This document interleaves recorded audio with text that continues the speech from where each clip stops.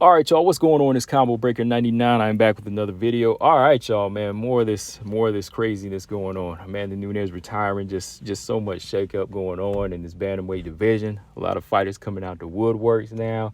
Everybody wants a piece of the action now. Everybody wants a piece of that action since Amanda's gone. I mean, to some level, it's almost like Amanda had like a strong arm on WMMA, right? Because the minute she leaves, it's like everybody starts to come out the woodwork and start, trying to gain the GOAT title or get this title, right? And with that being said, I mean, I bring that up because somebody asked me about this too, and I talked a little bit about it, but I don't think I did a video on it. But as y'all know, right after Amanda retired, Erin Blanchfield started voicing her opinion about fighting for the bantamweight championship. She said, hey, she trying to stake her claim, and she would like to be the youngest champion to win the bantamweight belt, and she'd want to take on Juliana Pena. All right. Now, I know right away a lot of people think, what is she thinking? Is this a wise choice for her? I know early in her career, well, I'll say right before she was making her UFC debut, she was about to debut at 135, I think, in the Sarah Alpar fight. I think that was a situation like she was going to fight a fight or two at bantamweight. I didn't think that was a good idea because there were more at 125, but that was early in her career, right? So I don't think she felt like the weight was going to be an issue.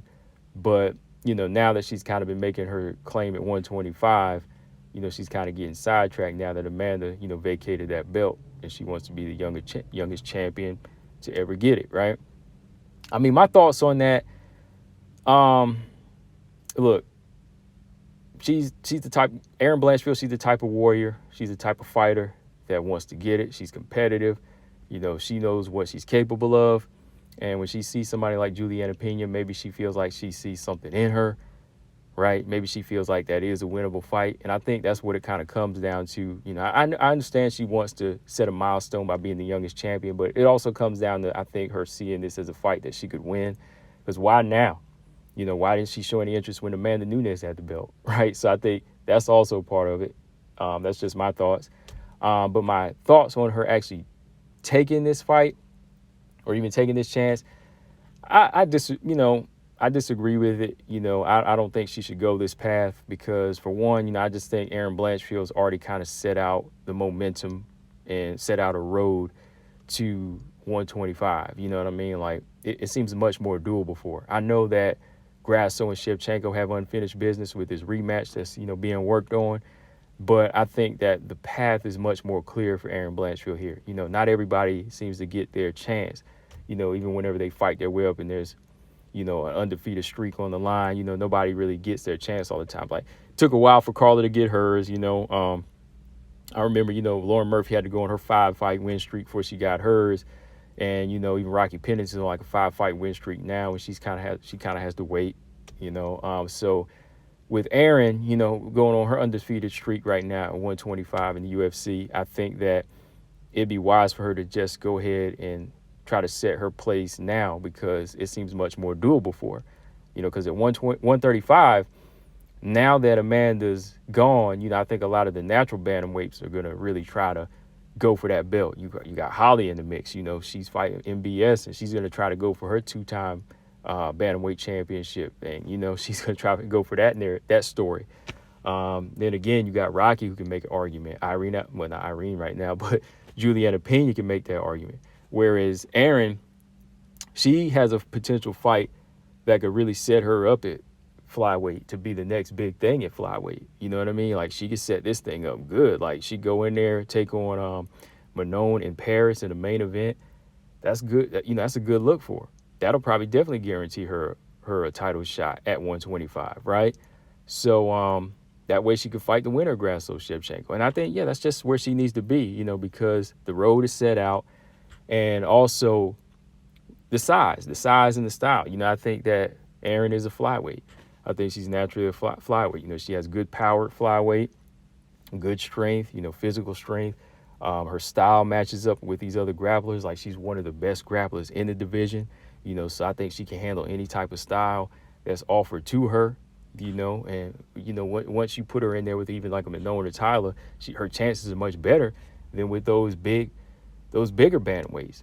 her chances are much better than against somebody like, a Juliana Pena or even like a Holly Holm. Those are big, strong fighters, so she has to think about that too.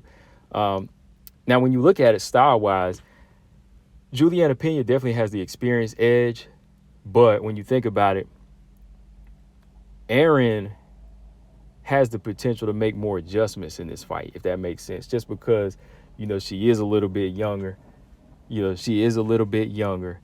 And I think that, her mind is open, more so open to change and how she gets her victories. Juliana Pena is more so hung up on going head first sometimes. And I think that's what Erin Blanchfield sees. That's why I think she feels like she has a good chance to win this fight. I mean, if anything, I think Erin would have a better chance against Juliana Pena than she would like a Holly Holm or even like an Irene Aldana at this point. Like those two fighters, I think those type of styles don't match up well with her. But if somebody's going to come head first to her, that gives her more of a chance, because Erin has been working on her striking. It's getting better and better.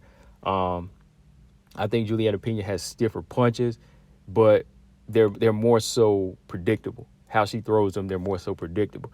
But then there's also, like I said, that opportunity that Juliana Pena gives her fighters. The neck is out there. The arm bars are out there. She could be submitted. She's a good fighter. She's physical. She could break your will.